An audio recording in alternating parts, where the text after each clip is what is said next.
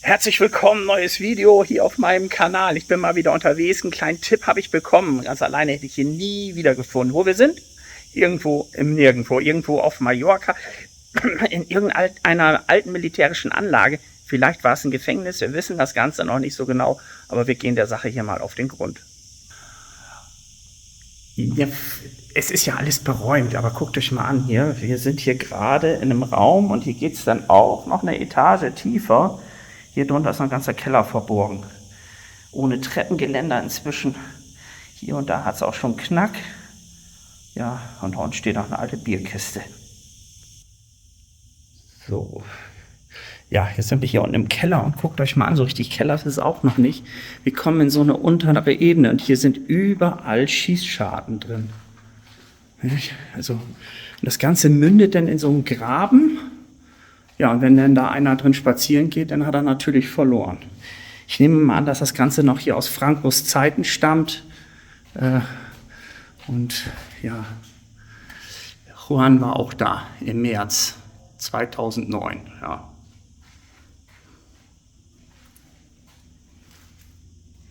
Auf jeden Fall noch anders.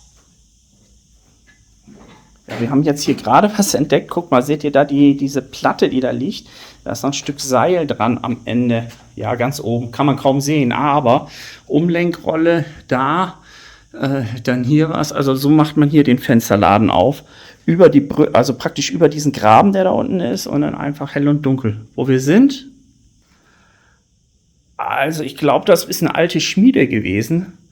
Ich habe so ein bisschen was von Küche, aber da fehlen mir halt Utensilien. Und hier, guckt euch mal an, da den Ofen und dann so ein Windteil. Ja, ich glaube, die haben hier ihre Waffen noch selber geschmiedet oder was die so brauchten. Guck mal, da oben ist nochmal ein Haken. Ein bisschen moderner, das Abflussrohr. Aber doch, farblich passt das hier gut rein.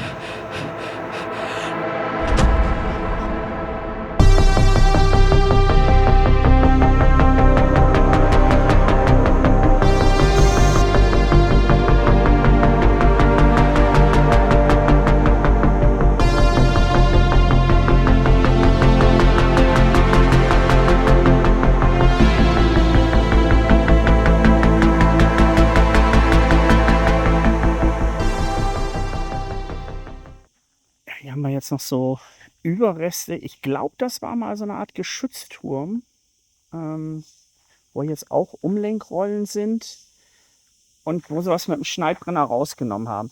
Vielleicht war es auch nur ein Baukran irgendwie, aber gut, ich bin jetzt kein Militärexperte, kann beides gewesen sein. Also entweder Baukran oder Geschützturm. Also wer es weiß, kann es dann ja gerne mal in die Kommentare schreiben.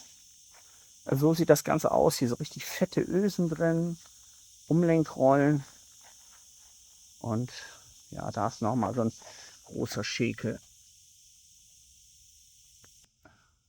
Ja, wir sind mal ein bisschen reingelaufen. Also die Akustik ist hier auch gleich anders. Da haben sie von außen schon zugemauert. Das ist da, wo ich dachte, naja, Kran oder Geschütz. Aber wir haben die Antwort schon gefunden.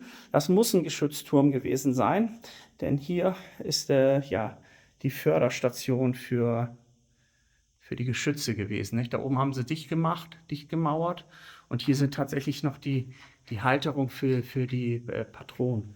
Und noch eine Kurbel ist auch noch dran. Ob das alles noch geht? Mal ausprobieren. Jo, also drehen tut sich da noch was. Aber die Kette, die läuft nicht mehr. Ne, aber hier, das ist noch gut gefettet.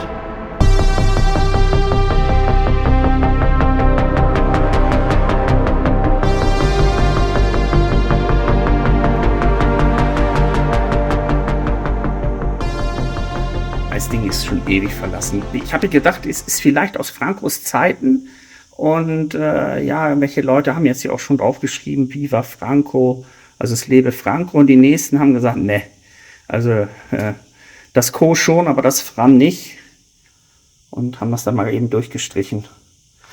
Ja, hier geht's übrigens dann in die Unterwelt. Also da geht eine Treppe runter und da kommt man in diesen großen Graben. Da kommen wir bestimmt nachher noch hin. Und dann haben wir hier noch, wenn wir hier gucken, ein bisschen Kunst. Also was liebe ich ja auch an Lost Places. Wenn Leute sich da gut verewigen. Kleiner Wachturm nach oben. wieder Kunst daneben und ja, hier sogar kleiner Kamin und wo wir davon ausgehen können, dass da oben in dem Loch auch mal ja, das Wappen war, was ja auch also was so ähnlich aussieht wie von der Guardia Civil. Das ist bestimmt da oben mal drinne gewesen. Das hat sich dann irgendjemand rausgebaut oder beim Rückrüsten. Und ja, hier haben die sich dann im Winter aufgewärmt. Ne? Vielleicht war da oben eine Kerze und noch ein Wasserkrug, hat sich dann Sprayer gedacht. Also wer war's? Eunice. Eunice. Vielleicht war es auch eine sie. Eunice, ist das ein Mädchen oder ein Jungnamen? Müsste es mal in die Kommis schreiben. So, wir sind ja jetzt mal die Treppen runtergegangen. Hier unten ist alles voll Müll. Also auch hier sind Hausbesetzer wieder, die ihren Müll einfach hier in den Gängen entsorgen und dann liegen lassen. Und ja, riecht hier eigentlich nicht so schön, als wenn hier jemand noch seine private Toilette gehabt hat. Guckt mal, hier ist ein Militärteddy. Der passt hier auf, dass hier alles gut ist. Aber hier, wenn wir mal dahinter gehen, von da sind wir gerade gekommen. Also ein richtig langer Gang. Und hier muss auch irgendwie mal was Elektrisches gewesen sein. Das haben die inzwischen ausgebaut. Und ja, hier wird irgendwann mal was drauf gestanden haben. Also diese Militäranlage, muss ich ganz ehrlich sagen, unterscheidet sich von vielen anderen, die ich bis jetzt hier gesehen habe auf der Insel. Ja, da oben haben wir noch was. Das ist auch originale Beleuchtung. Und hier geht es jetzt weiter in den Gang. Und ja, Kabeldiebe waren auch schon da, haben hier alles an Kupfer rausgeholt, was war. Und ja, das ist jetzt noch davon über. Und guck mal, was da durchs Bild flitzt. Man sagt ja, das sind Orbs. Das ist ja, behaupten das.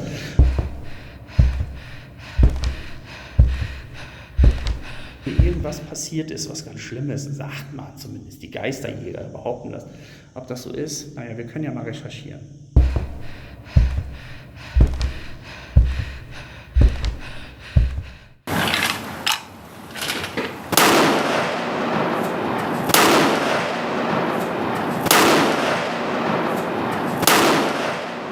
So, hier geht es dann wieder nach oben.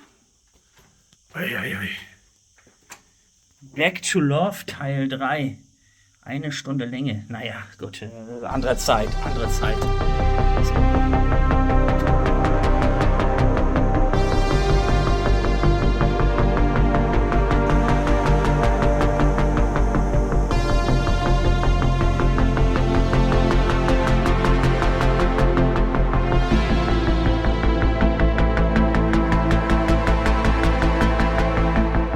Jo, guckt euch mal an, richtig Marmor haben die hier auf dem Fußboden gehabt. Das ist natürlich alles, das meiste vom Bauschutt hier völlig übersät. Wollen wir hier gucken? Doch, das war bestimmt mal ganz schick.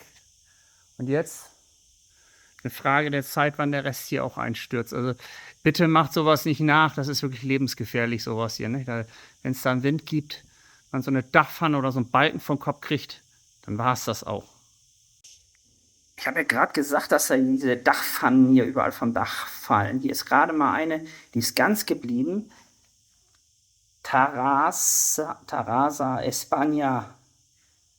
Erinnert mich so ein bisschen an die Frankfurter Pfannen, nur aus Ton. Habe ich hier aber sonst in Spanien noch nicht oft gesehen. Also zumindest hier auf Mallorca. Die haben ja meist eher diese runden. Und hier ist auf jeden Fall eine spanische Dachziegel. Wo ich bin, ja, im Barbecue-Haus. Die haben tatsächlich ein Barbecue-Haus gehabt hier vom Militär. Da sind noch die Reste von dem Grill. Nicht? Der war da, musste Abzugshaube und da hinten nochmal so ein Lager. Ich denke, wo die bestimmt auch so Brassada oder sowas an der Decke hängen gehabt haben, um dann hier mal lecker Barbecue zu machen für die Soldaten. Ja, neben dem Barbecue-Haus geht es nochmal in einen größeren Raum, auch wieder mit diesem wahnsinnigen Fußboden. Hier ist er nochmal sauber gemacht. Warum? Guckt euch mal an, hier hat sich ein Sprayer richtig Mühe gemacht, hat sich seine Filzunterlage mitgenommen. Dann was zum Sitzen, natürlich eine Spraydose, die muss sein. Ne, hier, was haben wir hier? Blaue Farbe. Ja, ja, und versucht sich dann. Ehrlich gesagt muss ich sagen, so ganz so hübsch ist es noch nicht. Aber gut, wem es gefällt, also bei Kunst Da streiten sich ja die Gemüter. Bei der Akustik übrigens auch, weil die ist hier so ein bisschen echomäßig.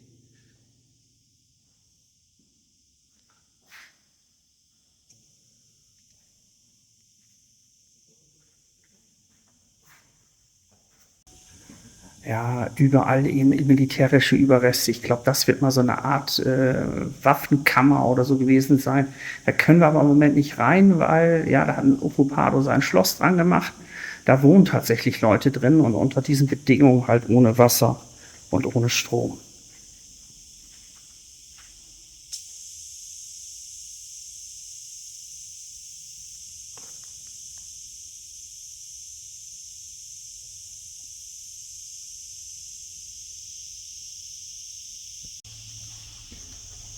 Überall hier, ja, Gänge, Gitter, viel Graffiti und ja, ewig alt. Mich wundert, dass hier wirklich tatsächlich noch Leute wohnen. Also müssen da richtig ruhig sein, dass wir hier nicht so viel Krach machen. Weil man weiß nie, haben die vorher Drogen genommen und sind gerade nicht so gut drauf oder haben sonst irgendwelche Probleme, das wissen wir ja nicht. Wir wollen einfach nur gucken, wie sieht es hier an diesem Ort aus. Und das machen wir natürlich so unauffällig wie möglich. Wir haben ein bisschen was gefunden hier, und zwar eine alte Presse, eine Hydraulikpresse mit ja, einer Spindel. Komm mal her, ich zeige euch das mal eben. Hier sehen wir so eine Art Hydraulikstempel. Und hier, guckt euch mal an, da hat schon jemand was versucht einzupressen.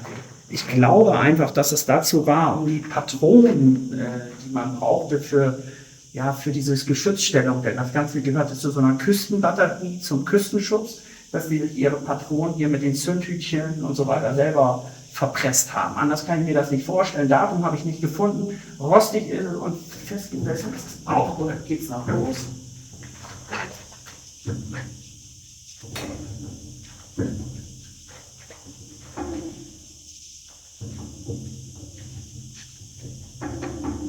Der ist fest. Also ich krieg's nicht mehr los. Ja, da haben die wahrscheinlich ihre Patronenhülsen zusammengebaut, also die etwas größer werden, ne? Also für die Geschützstellung. Gegenüber von der Presse muss es hier mal gebrannt haben. Alles verkohlt. Und hier sieht es so aus, als wäre da so eine Art Munitionslager gewesen. Also so eine Ausgabestelle, aber ja, genaueres wissen wir nicht. Aber könnte sein.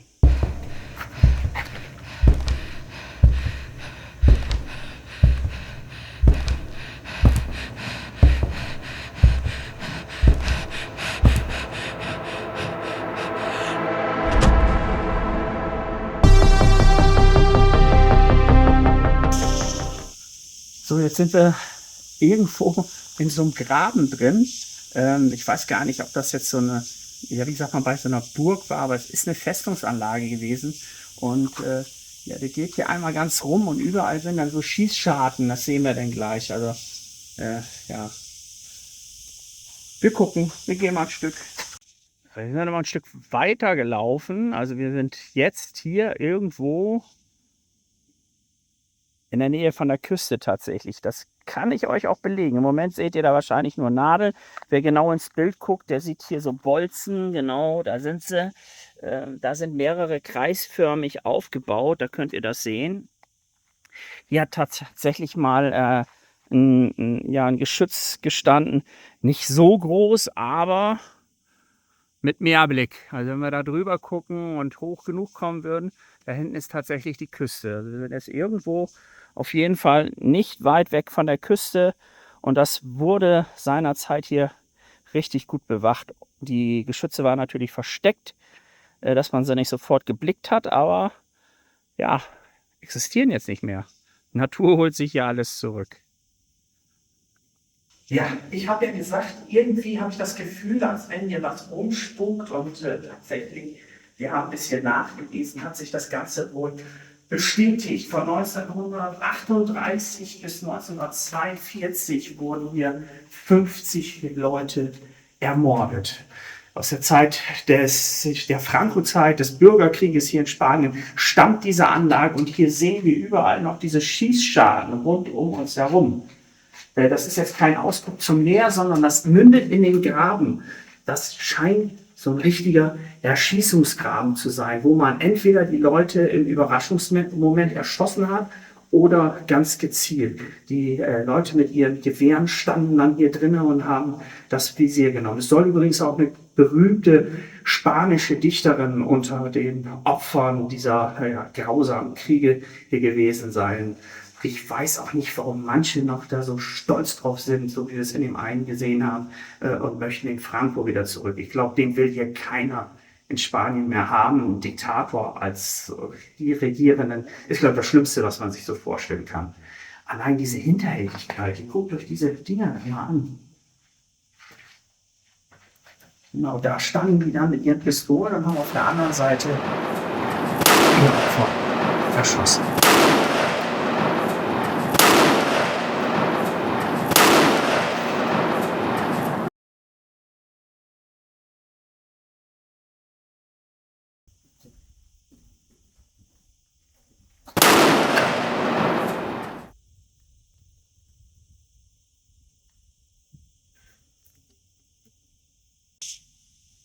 Hier ist noch eine von diesen alten Gefängnistüren. Ja, hier haben dann vielleicht die nicht passenden auf ihre Hinrichtung gewartet.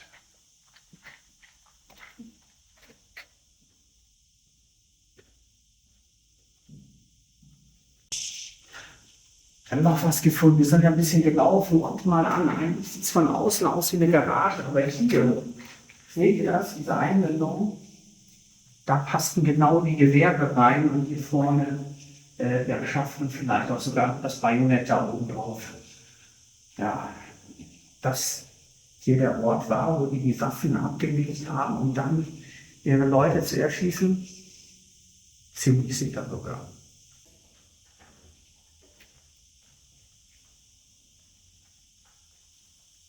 Ja, wir sind hier noch immer noch am Rumschleichen.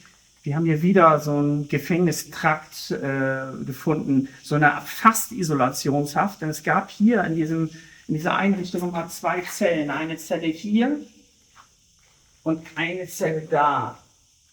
Zeigen wir euch gleich noch im Raum. Da liegt noch die alte Gefängnistür. Das war so ein bisschen mit Holz ausgeschlagen. Und ja, ihr Essen haben sie wahrscheinlich dann durch diese Tür bekommen. Denn hier gab es eine Luke und da konnte man dann hier die Zettel versorgen, das Essen reingeben und brauchte dann nicht die große Tür aufmachen. Man hat das hier einfach abgestellt. Es war weit genug weg, der konnte nicht abhauen. Und ja, wir haben auch schon Zellen gesehen, da gab es die Ausgabe für 2 Zellen. Hier ist es tatsächlich nur für eine Zelle gewesen. Also ich glaube, hier haben besonders isolierte Leute ihre Haftzeit verbracht.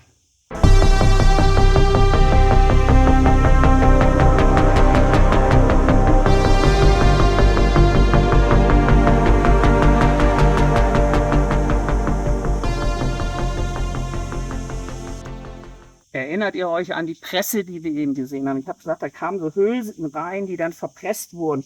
Und zwar hat man entweder oben hier das Projektil reingebaut. Hier ist ja die Treibladung drin und darunter, hier, wenn wir das hier frei machen, da erkennen wir auch noch hier die Naht. Da ist dann das Zündhütchen drin gewesen.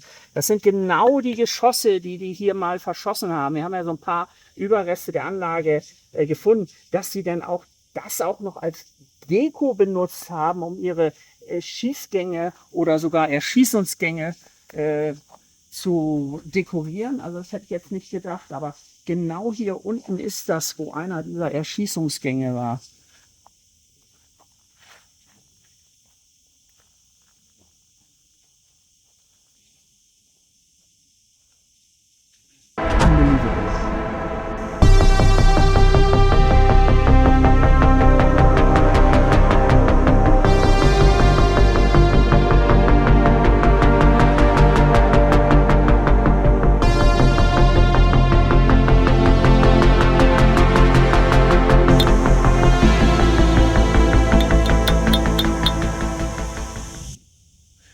Ja, und in den alten Patronen, da leben dann Die Drachen Mallorcas, unsere lieben Geckos. Jetzt ist er weg.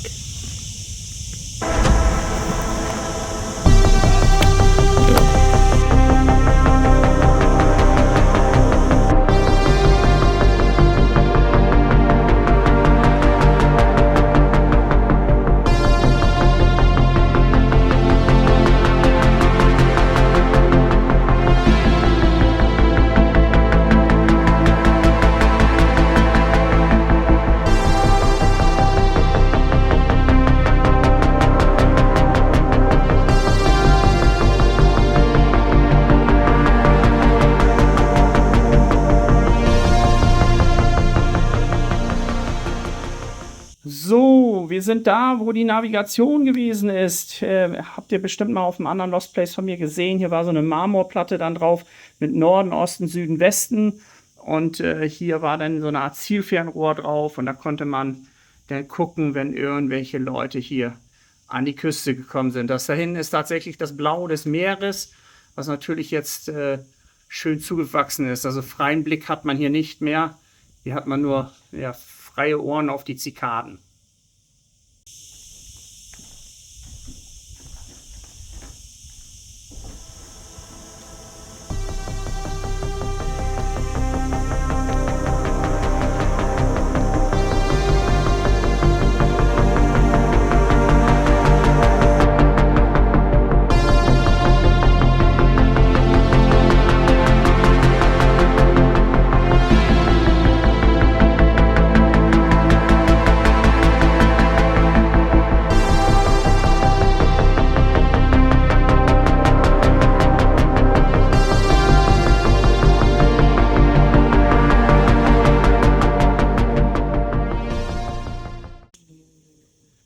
Ja, das war's. Neuer Lost Place auf meinem Kanal. Wenn euch das gefallen hat, seht ihr gleich auf dieser Seite oder auf dieser Seite ein neues Video, was euch vorgeschlagen wird. Und auf der anderen Seite, also hier oder da, könnt ihr den Kanal abonnieren, falls ihr das noch nicht gemacht habt. Würde mich natürlich freuen, denn solche Videos zu machen ist ein bisschen Arbeit und ich würde mich freuen, wenn ihr beim nächsten Video auch wieder dabei sein mögt. Also ich gehe jetzt gleich noch eine Runde ins Meer. Wir sind jetzt wirklich direkt an der Steilküste und ja, wir sehen uns im nächsten Video. Tschüss!